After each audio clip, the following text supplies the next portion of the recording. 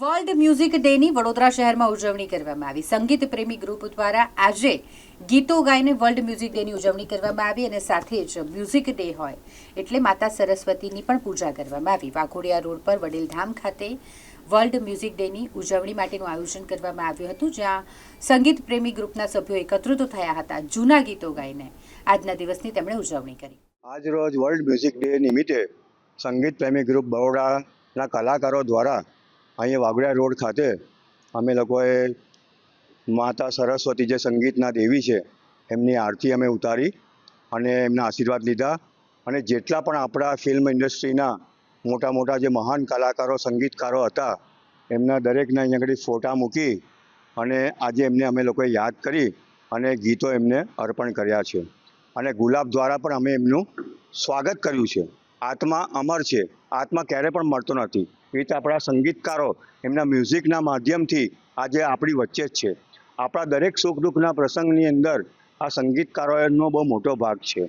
એ લોકોએ જો ના હોત તો તમે કલ્પના કરો કે આપણું જીવન કેવું હોત. બરાબર?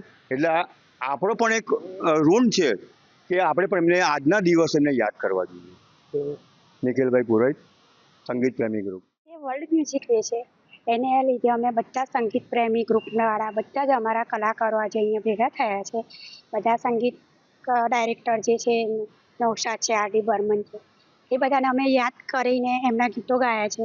અમને બહુ જ આનંદ થાય છે કે એમના જે મ્યુઝિક અત્યારે અમને એ સાંભળીને એવું થાય છે કે અત્યારે કમી મહેસૂસ થાય છે કે અત્યારે એ મ્યુઝિક અમને મળતું નથી.